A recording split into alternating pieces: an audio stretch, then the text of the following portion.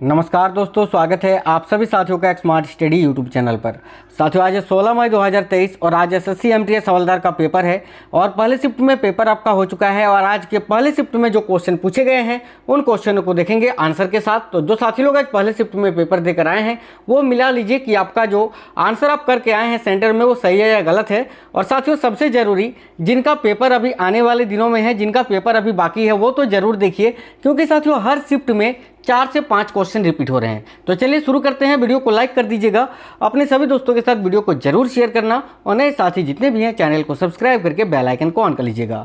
साथियों, एक चीज़ और आपको बता दें क्लास को शुरू करेंगे उससे पहले कि देखिए 2 मई से 12 मई तक जो आपका पेपर हुआ था 24 शिफ्टों में, और उसमें जो क्वेश्चन पूछा गया था इन 24 शिफ्टों में, वो सारे क्वेश्चन मैंने एक ही वीडियो में आपको करा दिया है। चैनल के अंदर आपको वो वीडियो मिल जाएगा। अगर आप लोगों ने नहीं देखा है तो जाकर देख लेना, क्योंकि वो उसी वीडियो से आपके 8 से 10 क्वेश्चन आपको मिलेंगे, क्योंकि बहुत सारे क्वेश्चंस जो हैं वो रिपीट हो रहे हैं। तो चलिए देख लेते हैं आज के पहले शिफ्ट में कौन कौन से क्वेश्चन पूछे गए हैं। तो देखिएगा, एक क्वेश्चन आपसे पूछा गया था कि मुगल साम्राज्य के किस शासक को बर्मा ले जाया गया था। तो साथियों देखिए, इस क्वेश्चन का राइट आंसर हो जाता बहादुर शाह जफर को। बहादुर शाह जफर, इनको जो है दिल्ली से बर्मा ले जाया गया था। तो राइट आंसर आपका हो जाता बहादुर शाह जफर। ठीक है, चलिए आगे आपसे क्वेश्चन पूछा गया था भारत में पहली जनगणना कब हुई थी। अब देखो, अगर आपसे ये पूछा था कि भारत में पहली बार जनगणना कब हुई थी तो 1872 करेक्ट आंसर हो जाता। और अगर आपसे ये पूछा था कि भारत में नियमित रूप से जनगणना कब हुई थी पहली बार, तो फिर 1881 करेक्ट आंसर हो जाता। ठीक है, अब कमेंट बॉक्स में कमेंट करके बताइए किस टाइप का क्वेश्चन था। एक क्वेश्चन आपसे पूछा गया था कि राष्ट्रपति राज्यसभा में कितने सदस्यों को मनोनीत कर सकते हैं। अब देखिए, वेरी वेरी इंपॉर्टेंट क्वेश्चन ये आपसे आज पूछ लिया गया है और आप लोगों ने सभी ने जो है बिल्कुल करेक्ट किया होगा इस क्वेश्चन को।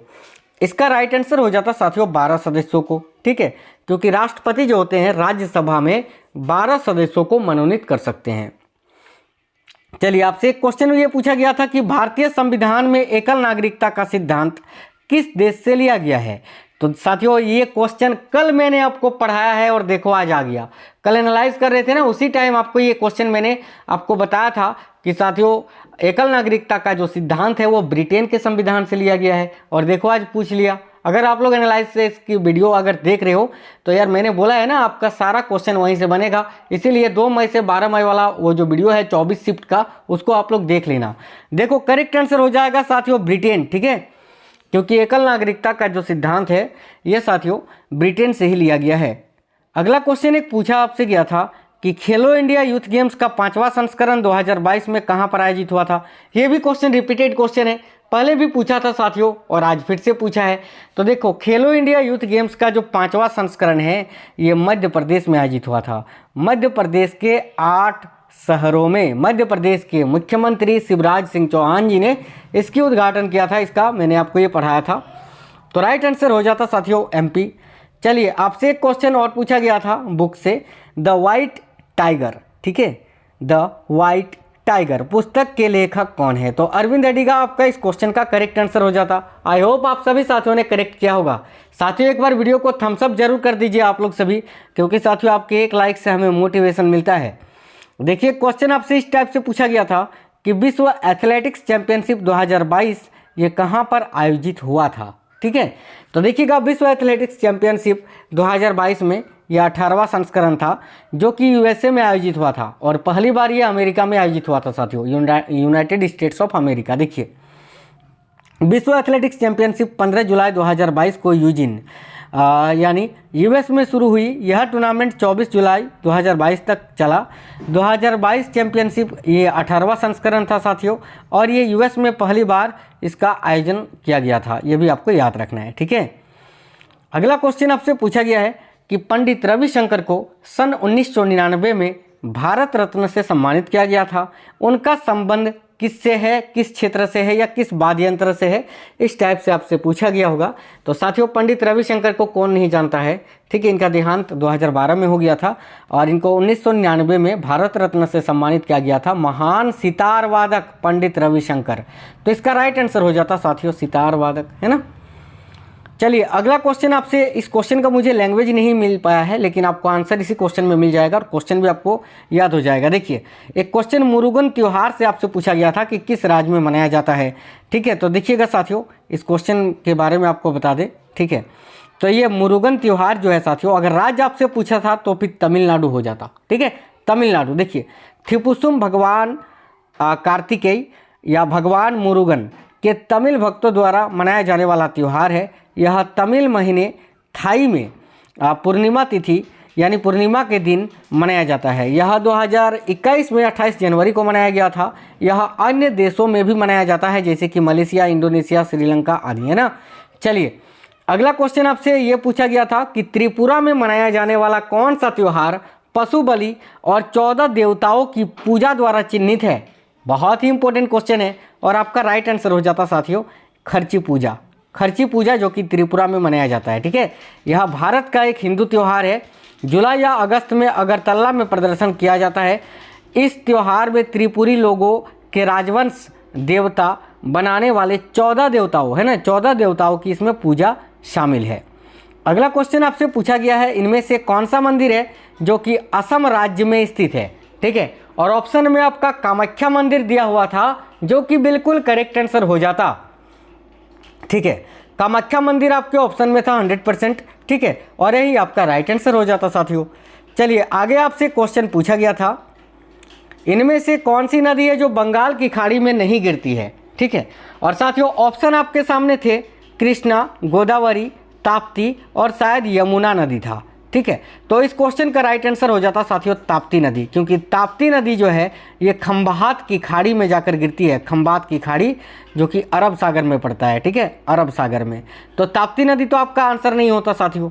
बाकी कृष्णा, गोदावरी नदी तो ये बंगाल की खाड़ी में ही गिरती है। और यमुना नदी की बात करें तो देखो यमुना नदी जो है ये प्रयागराज यानी इलाहाबाद में ये गंगा नदी पर मिलती है। ठीक है, और गंगा नदी कहाँ गिरती है, तो गंगा नदी भी बंगाल की खाड़ी में ही गिरती है। तो यमुना तो आपका आंसर होता नहीं, ताप्ती आपका आंसर हो जाता। देखो साथियों बंगाल की खाड़ी में गिरने वाले कुछ नदियों के नाम मैंने यहाँ पर लिख दिया है, जैसे कि कावेरी, स्वर्णरेखा, ब्रह्मपुत्र, बैतरनी, महानदी, गोदावरी, इसके अलावा गंगा और ब्राह्मणी नदी। ये नदियाँ जो है ये साथियों बंगाल की खाड़ी में गिरती हैं। ठीक है, चलिए अगला क्वेश्चन आपसे पूछा गया है कि भारत के साथ किस देश की तटीय सीमा सबसे लंबी है। तो साथियों देखना इस क्वेश्चन का राइट आंसर क्या हो जाता है आपका, तो बांग्लादेश। ठीक है, एक चीज़ आपको बता दें आगे बढ़ने से पहले कि साथियों देखिए डेली शाम में 7 बजे के बाद 7 बजे के आसपास आपको एक वीडियो प्रोवाइड करवाते हैं, जिसमें पहले शिफ्ट, दूसरे शिफ्ट और तीसरे शिफ्ट, इन तीनों शिफ्टों का एनालिसिस की वीडियो, तीनों शिफ्ट में पूछे गए क्वेश्चंस का एनालिसिस आपको करवाते हैं और तीनों शिफ्ट में पूछे गए सारे क्वेश्चन आंसर आपको उसी वीडियो में मिल जाता है, एक ही वीडियो में। तो आप लोग उस वीडियो को भी डेली दिखा करिए। ठीक है, चलिए आगे आपसे क्वेश्चन पूछा गया था कि चोरी चोरा कांड कब हुआ था। तो साथियों चोरी चोरा कांड जो है ये 4 फरवरी 1922 को हुआ था। तो 1922 इस क्वेश्चन का आपका राइट आंसर हो जाता। चलिए आगे देखते हैं आगे कौन सा क्वेश्चन पूछा गया था। आगे एक बहुत ही सरल क्वेश्चन आपसे पूछ लिया गया था कि तुम मुझे खून दो मैं तुम्हें आज़ादी दूंगा, यह नारा किसने कहा था। अब इस क्वेश्चन पे मुझे डाउट है। ठीक है, ये क्वेश्चन पूछा गया था कि नहीं, आप लोग कमेंट बॉक्स में कमेंट करना। ठीक है, लेकिन 100 में से 99.9% जो है ये पता चला कि ये क्वेश्चन जो है आज पूछा गया था। तो तुम मुझे खून दो मैं तुम्हें आज़ादी दूंगा, यह नारा किसने कहा था, तो सुभाष चंद्र बोस ने। सिंपल सा क्वेश्चन था। आई होप आप सभी साथियों ने करेक्ट किया होगा। अगला क्वेश्चन एक इकोनॉमिक्स से आपका इस टाइप से पूछा गया था कि घरेलू उत्पाद द्वारा प्राप्त आय किस नाम से जाना जाता है। इसी टाइप से क्वेश्चन था कि घर में जो वस्तुओं का उत्पाद हम स्वयं करते हैं वो किस नाम से जाना जाता है। तो साथियों देखिए अगर ऐसा आपसे क्वेश्चन पूछा गया था तो इसका राइट आंसर हो जाता सकल घरेलू उत्पाद, या हम आपका ना सकल घरेलू आय। ठीक है, तो साथियों कमेंट बॉक्स में कमेंट करके बताइए इस क्वेश्चन का, ये क्वेश्चन अगर आपको याद है तो किस टाइप का ये क्वेश्चन था, और इसके ऑप्शन अगर याद है तो वो भी आप हमें कमेंट बॉक्स में कमेंट करके ज़रूर बता दीजिए।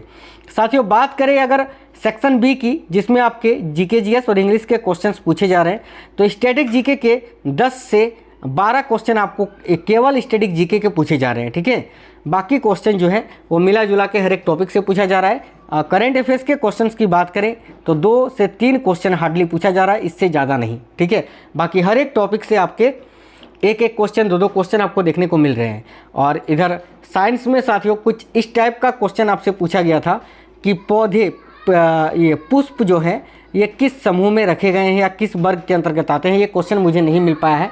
अगर आपको याद है तो वीडियो के नीचे कमेंट बॉक्स में कमेंट जरूर कर दीजिएगा, ठीक है, ताकि मैं अगले वीडियो में जो है आपको वो क्वेश्चन करा सकूं। तो साथियों आज के पहले शिफ्ट के जितने भी क्वेश्चन मुझे मिल पाए, अधिकतम जीके जीएस के क्वेश्चंस मैंने करा ही दिया आप लोगों को। तो ये जो है जितने क्वेश्चन मुझे मिल पाए थे मैंने वो सारा ही क्वेश्चन आपको करा दिया जीके जीएस का। अब आपको कोई भी क्वेश्चन याद है तो वीडियो के नीचे कमेंट बॉक्स में कमेंट करिए। चैनल के अंदर 2 मई से अभी तक के सारे दिन का हर एक शिफ्ट का एनालिसिस की वीडियो आपको मिल जाएंगे। आप लोग पेपर से पहले देख कर जाना ताकि आप अपने एग्जाम को क्रैक कर सको। चले फिर मिलेंगे अगली वीडियो में, तब तक स्वस्थ रहें। जय हिंद साथियों, वंदे मातरम।